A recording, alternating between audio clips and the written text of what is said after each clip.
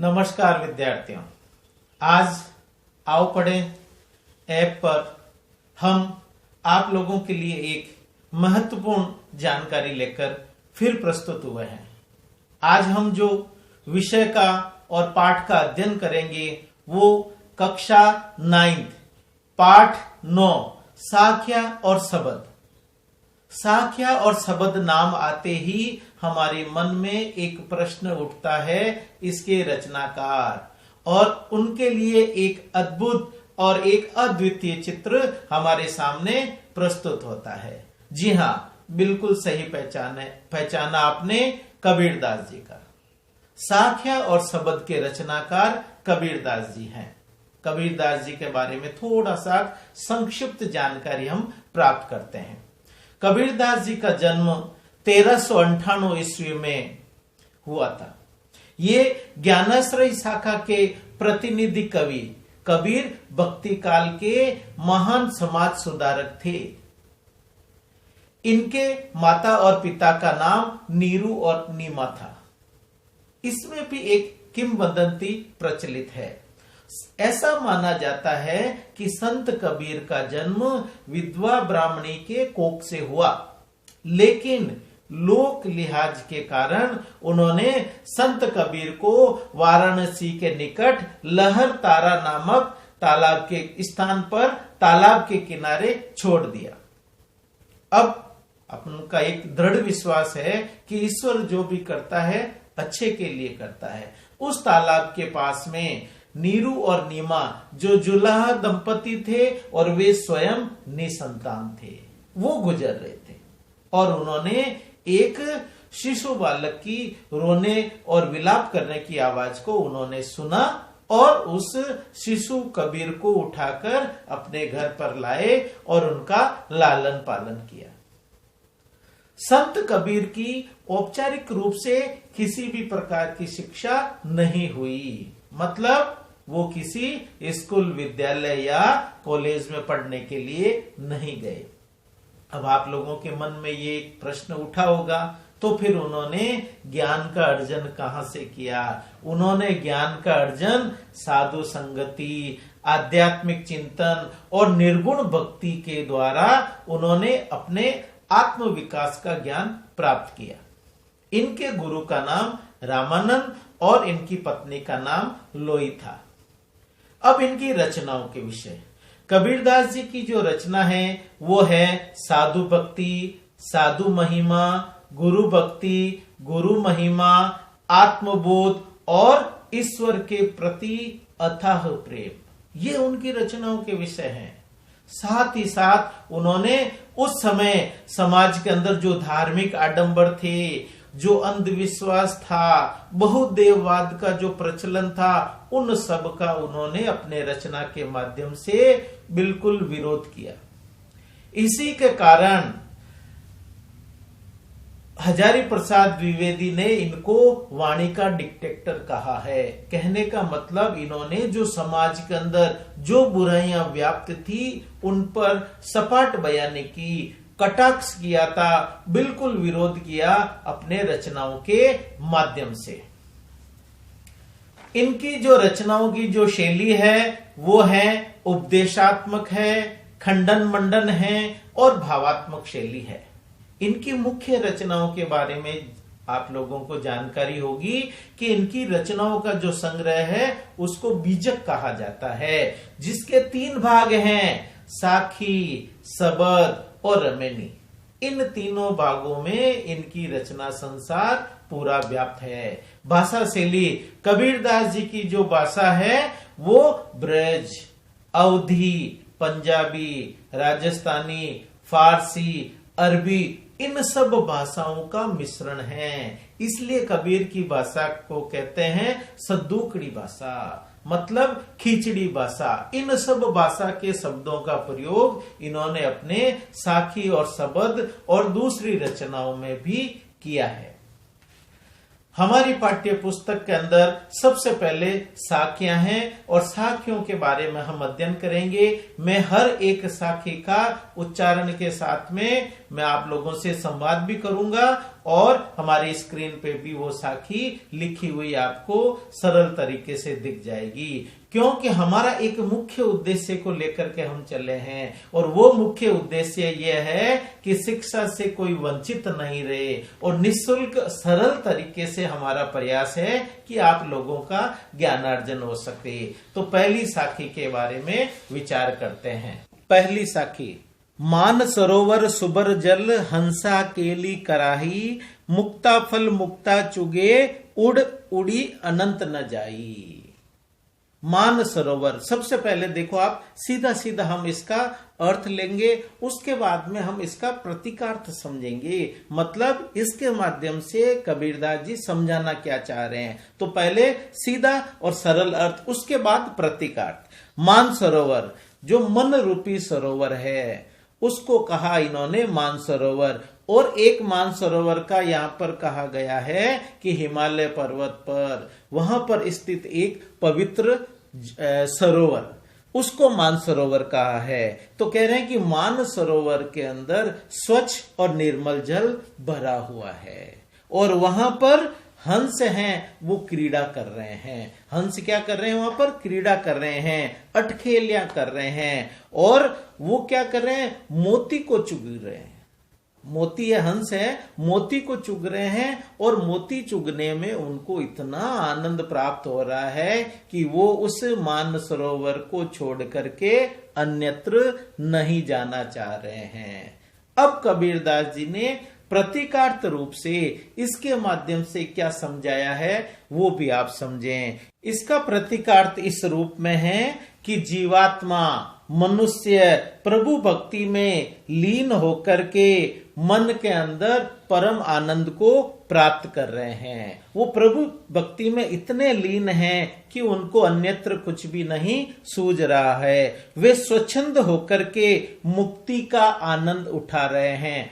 हंस के प्रसंग के अंदर का क्या कहा था कि मोती का आनंद उठा रहे हैं, और यहाँ पर जीवात्मा के प्रसंग में कहेंगे कि उनको प्रभु भक्ति में इतना आनंद आ रहा है कि उनको मुक्ति मिल गई है। उस मुक्ति के आनंद को, उस मुक्ति के फल को वो प्राप्त कर रहे हैं और वो इस मुक्ति के आनंद के सुख में इतने लीन हो गए हैं कि वो अब उनका मन अन्यत्र प्रसंग में नहीं लगता है। मतलब जीवात्मा प्रभु भक्ति में लीन है और प्रभु भक्ति के अंदर उनको जो मुक्ति का फल मिला है, मोक्ष का जो फल मिला है, उस फल की प्राप्ति के आनंद से इतने तल्लीन हो गए हैं कि ईश्वर को छोड़ करके, ईश्वर की भक्ति को छोड़ करके उनको अन्यत्र कुछ भी नहीं सूझ रहा है, अन्य कोई विचार नहीं आ रहा है।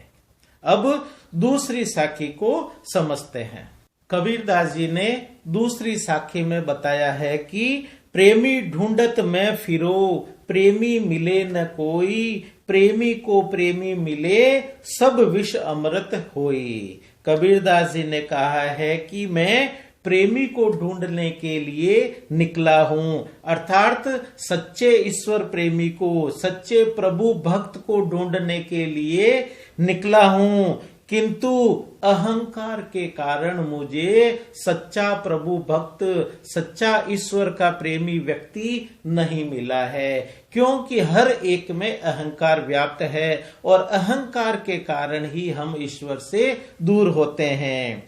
जब दो सच्चे प्रेमी मिलते हैं, सेकंड लाइन के अंदर देखो, प्रेमी को प्रेमी मिले सब विष अमृत होय। जब दो प्रभु भक्त आपस में मिलते हैं तो उनकी सारी की सारी सब विष अमृत होय। विष का मतलब मन की जितनी भी बुराइयां हैं वो अच्छाइयों में परिवर्तित हो जाती है। मतलब अहंकार प्रभु को ढूंढ रहा है परंतु प्रभु की प्राप्ति नहीं होती है। अहंकार को ईश्वर कैसे मिल सकता है? ईश्वर की प्राप्ति के लिए अहंकार का त्याग आवश्यक है। जब ईश्वर की प्राप्ति हो गई, दो प्रभु भक्त जब आपस में मिलते हैं अहंकार को त्याग करके, तो उनके मन की जितनी भी मलिनताएं हैं, जितना भी विष या बुराइयां हैं वो सारी के सारे अच्छाइयों और अमृत के रूप में हमें फल के रूप में प्राप्त होती है। तो इस प्रकार से दूसरी साखी में यह है कि ईश्वर की प्राप्ति होते ही मन की सारी बुराइयां अच्छाइयों में परिवर्तित हो जाती है। अब तीसरी साखी को समझते हैं।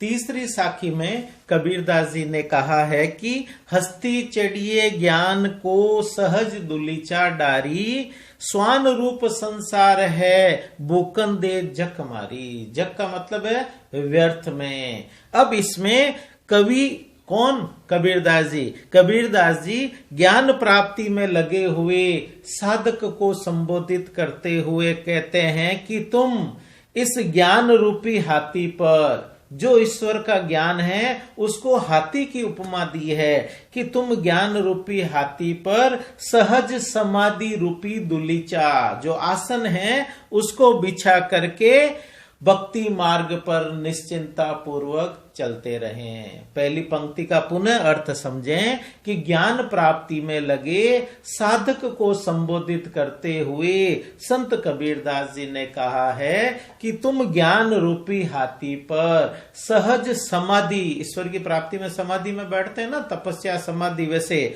समाधि रूपी आसन बिछा करके भक्ति मार्ग पर निश्चिंता पूर्वक चलते रहो। जिस तरह से आपने देखा होगा गलियों के अंदर हाथी है, मंद मंद चलता रहता है, किसी भी प्रकार की उसको चिंता नहीं होती है। अब दूसरी पंक्ति में देखें, स्वान रूप संसार है। अब ये कह रहे हैं कि यह संसार स्वान के समान है, कुत्ते के समान है। जिसको ईश्वर की प्राप्ति, ईश्वर का ज्ञान नहीं है, वो क्या करेंगे? जो ईश्वर के सच्चे साधक हैं उनकी निंदा करेंगे संसार के लोग। इसलिए उन्होंने, जो सांसारिक मनुष्य हैं जिन्होंने ईश्वर का ज्ञान प्राप्त नहीं किया है, उनकी तुलना स्वान से की है। यह संसार स्वान के समान है, जो हाथी को चल के देख करके निरुद्देश्य बेकार में उस पर भौंकता रहता है।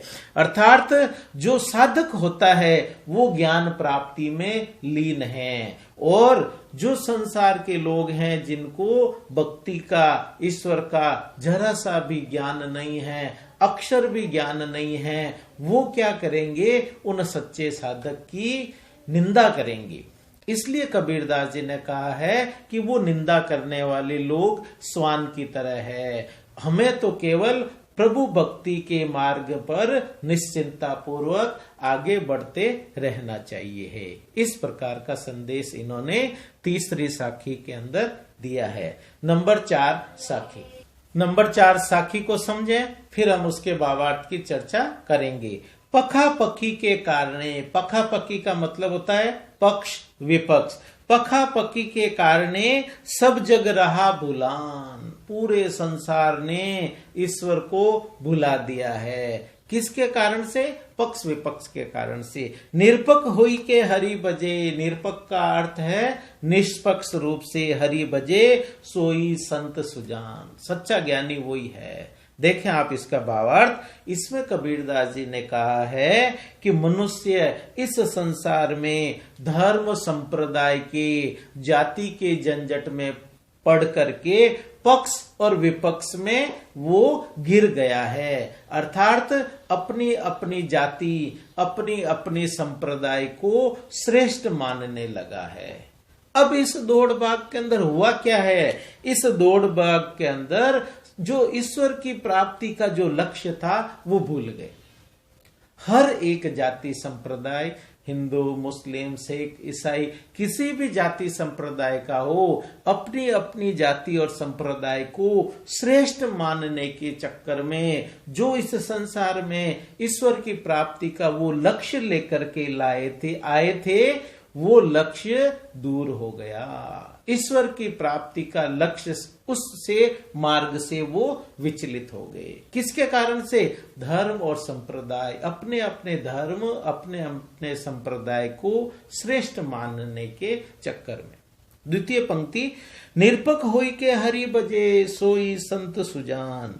कह रहे हैं कि जो निष्पक्ष रूप से धर्म जाति संप्रदाय से ऊपर उठ करके ईश्वर की प्राप्ति करता है वो ही संत सुजान, वो इस संसार में सच्चा ज्ञानी कहलाता है। ईश्वर की प्राप्ति में सबसे मुख्य रूप से जो शर्त है वह है कि किसी धर्म संप्रदाय की बुराई न करके, अहंकार नहीं ला करके, निरंकारी रूप से जो ईश्वर की भक्ति में लीन हो जाए, ईश्वर उसी को प्राप्त होते हैं। तो निष्पक्ष भाव से प्रभु की भक्ति हमें करनी चाहिए, धर्म और संप्रदाय के झंझट से ऊपर उठ करके।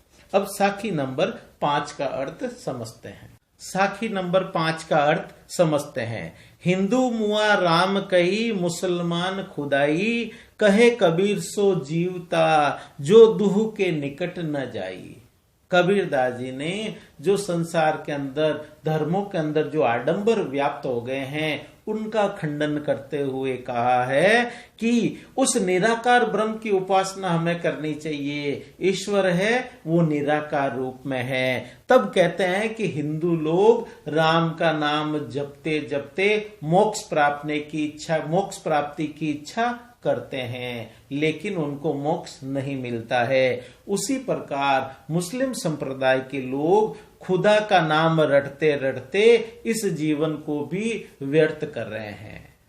हिंदू लोग राम का नाम जपते हैं और मुस्लिम लोग हैं वो खुदा का नाम जपते जपते अपने मोक्ष प्राप्ति में लगे हुए हैं, लेकिन उन्होंने अपने जीवन को व्यर्थ ही कर दिया। ईश्वर उनको मिला नहीं है। कहे कबीर सो जीवता, कबीरदास जी ने कहा है कि उसी व्यक्ति का जीवन सच्चा और सार्थक है जो दुह के निकट न जाई, जो दोनों संप्रदायों के निकट नहीं जाकर के सच्चे रूप में ईश्वर की भक्ति में लगा रहता है। उसी साधक का जीवन सार्थक कहा गया है इस साखी के अंदर।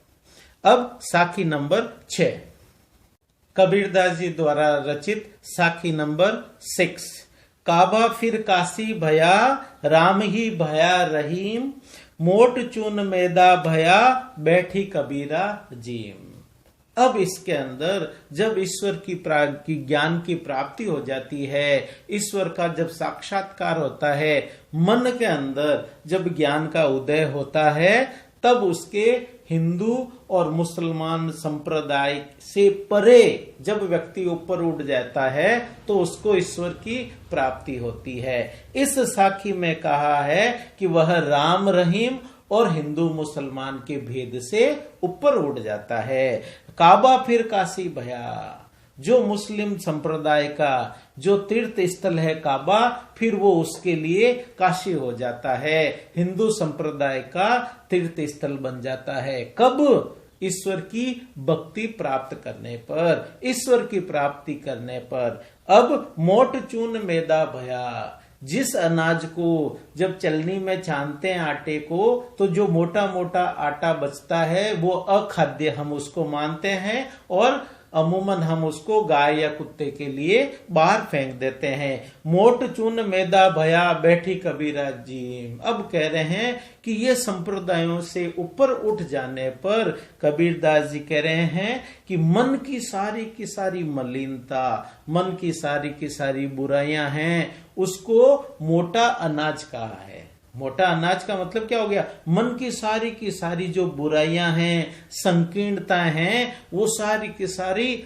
अच्छाइयों में परिवर्तित हो जाती है। जिस आटे को हम अखाद्य मानते हैं वो मोट चून मैदा भया, वो मोटा अनाज मैदे के समान हो जाता है, जो एक खाद्य खाने योग्य हो जाता है। और बैठी कबीरा जी, और कबीरदास जी हैं वो भोजन प्राप्त करते हैं उसी अनाज से। कहने का मतलब क्या है? कहने का मतलब है कि ईश्वर की प्राप्ति होने पर ये मन की सारी हिंदू मुस्लिम राम रहीम ये सारी की सारी संकीर्णताएं समाप्त हो जाती है और हम सच्चे भक्त के रूप में ईश्वर का साक्षात्कार करते हैं। अब साखी नंबर 7, साखी नंबर 7। ऊंचे कुल का जन्मिया जे करनी ऊंची न होई, सुबरस रह कलश सूरा भरा साधु निंदा सोई। देखो यहाँ पर इस साखी में कर्म की प्रधानता बताई है कि कर्म के द्वारा व्यक्ति महान बनता है, कुल से नहीं। पहली पंक्ति में ऊंचे कुल का जन्मिया, अगर किसी का जन्म बहुत ही ऊंचे कुल में हो जाए, अच्छे कुल के अंदर जन्म हो जाए, जे करनी ऊंची न होई, अगर उसके कर्म अच्छे नहीं हैं तो यह कुल उसके कुछ काम का नहीं, यह जीवन उसका सार्थक नहीं होता, निस्सार होता।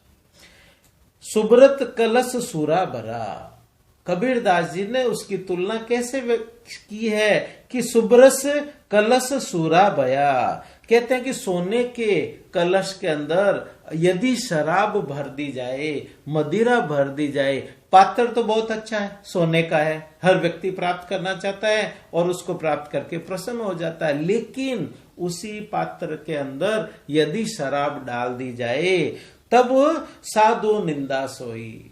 तो साधु, सज्जन और श्रेष्ठ व्यक्ति होते हैं, वो उसकी निंदा करते हैं। कहने का मतलब यदि व्यक्ति के कर्म अच्छे नहीं हैं तो कुल का कोई महत्व नहीं रहता है।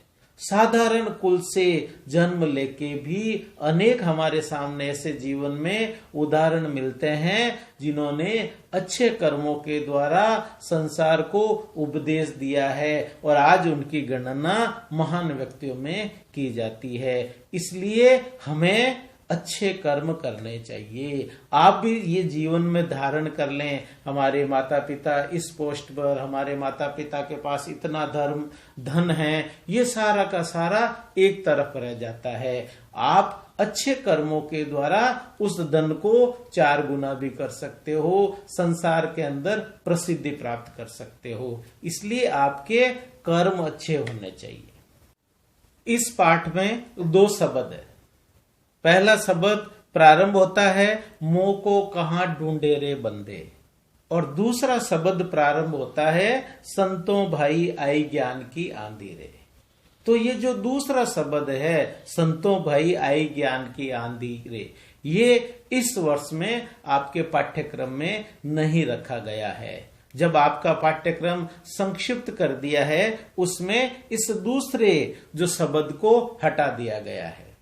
जब मैं आपका पाठ्यक्रम को लेकर के एक वीडियो बनाऊंगा उसमें भी आपको जानकारी देता रहूंगा, लेकिन आपको अभी पूर्व सूचना के आधार पर कि सर आपने 2 शब्द में से एक ही पढ़ाया, दूसरा क्यों नहीं पढ़ाया, उसके कमेंट के अंदर आपके ऐसे प्रश्न आएंगे, उसके प्रति उत्तर के अंदर कह रहा हूं जो दूसरा शब्द है संतों भाई आई ज्ञान की आंधी रे, ये शब्द हटा दिया गया है। और पहला शब्द मैं आपको पढ़ता हूं, आपको स्क्रीन पे भी दिखाई देगा और उसके बाद में हम उसके भावार्थ की चर्चा करेंगे। मोह को कहां ढूंढे रे बंदे, मैं तो तेरे पास में। ना मैं देवल, देवल का मतलब मंदिर, ना मैं मस्जिद, ना काबे कैलाश में। काबा मुस्लिम संप्रदाय का तीर्थ स्थल है और कैलाश हिंदू संप्रदाय का तीर्थ स्थल है। ना तो कोने क्रिया कर्म में, नहीं योग वैराग में, खोजी हो तो तुरंत ही मिलियो पल भर की तलाश में। कहे कबीर सुनो बे साधो, सब श्वासों की श्वास में।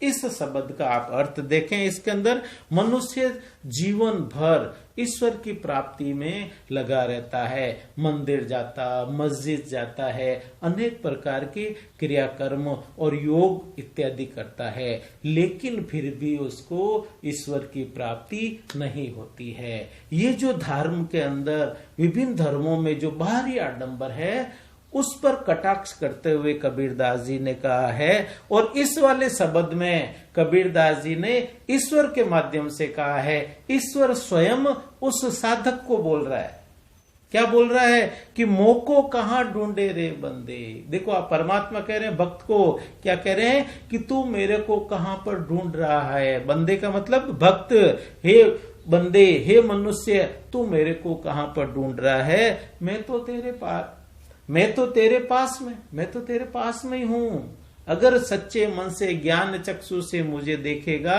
तो मैं तेरे भीतर ही व्याप्त हूं। ना मैं देवल, मैं न तो किसी मंदिर में हूं, न मैं किसी मस्जिद में हूं, न कोई काबा या कैलाश। मंदिर, मस्जिद, तीर्थ स्थान कहीं पर भी मैं नहीं हूं। ना तो कोने क्रियाकर्म में, ईश्वर की प्राप्ति के अंदर विभिन्न प्रकार के क्रियाकर्म करते हैं, तपस्या, समाधि और भी जो क्रियाकर्म करते हैं उनमें मैं किसी में नहीं हूं। न मैं योग वैराग्य में, कई है वो वैराग्य धारण कर लेते हैं कि ईश्वर की प्राप्ति करनी है, उसमें भी मैं नहीं हूं। खोजी हो तो तुरंत ही मिलियो, पल भर की तलाश में। ईश्वर कह रहे हैं भक्त को, मनुष्य को, अगर सच्चे मन से तुम मुझे ढूंढो तो मैं पल भर की तलाश में ही, क्षण मात्र में ही आपको दिख सकता हूं। कहे कबीर सुनो बे साधो, सब श्वासों की श्वास में। कबीरदास जी ने कहा है कि ईश्वर का निवास हर एक के श्वास में है, हर एक व्यक्ति में ईश्वर का निवास है। तभी तो हम कहते हैं कि आत्मा सो परमात्मा, अर्थात जब हम अपनी आत्मा को जान लेंगे, जब आत्मा को जान लेंगे तो अहंकार नष्ट हो जाएगा और ईश्वर की प्राप्ति स्वतः ही हो जाएगी। तब इन्होंने कहा है कि ईश्वर सब श्वासों में विद्यमान है। मेरी श्वास में ईश्वर का निवास है, मेरी आत्मा में ईश्वर का निवास है, वैसे आप लोगों की श्वास और आप लोगों की आत्मा में भी ईश्वर का निवास है। बस सच्चे रूप में आत्मज्ञान के जो ज्ञान रूपी चक्षु है उसको द्वारा हम ईश्वर को देख करके उसकी प्राप्ति कर सकते हैं। फिर मैं याद दिला दूं आपको, ये दूसरा शब्द है, संतों भाई आई ज्ञान की आंधी रे। कोरोना की ऐसी आंधी आई कि ये दूसरा शब्द है वो उड़ गया। पाठ्यक्रम हमारा संक्षिप्त हुआ है, इसलिए आप ऐसे याद रख लेना कि संतों भाई आई ज्ञान की आंधी रे। कबीरदास जी ने कहा है कि कोरोना की ऐसी आंधी आई कि ये दूसरा शब्द हट गया। हमारा पाठ्यक्रम संक्षिप्त होने के कारण और पहला शब्द ही आपके पाठ्यक्रम में है। जब हम आगे का वीडियो बनाएंगे उसमें पाठ्यक्रम और जो इनके सैंपल पेपर है उसके बारे में भी चर्चा करेंगे। तो आज हमने कबीरदास जी की जो साख्या और शब्द है उसके बारे में चर्चा की है। आशा करता हूं आपको ये अच्छे से समझ में आ गया होगा। आप आओ पढ़ें, इस चैनल को आप लाइक करें, शेयर करें और इस पाठ में साखी और शब्द से संबंधित जितनी भी पठन सामग्री है उसके लिए आप हमारे नीचे दिए गए लिंक को क्लिक करके भी प्राप्त कर सकते हैं, डाउनलोड कर सकते हैं। और विषय से संबंधित किसी भी प्रकार का प्रश्न हो वो नीचे कमेंट बॉक्स में भी लिख करके आप हमारे से पूछ सकते हैं। इसी तरह से आप लोग हमारे को लाइक और शेयर करके हमारा उत्साहवर्धन करते रहें। धन्यवाद।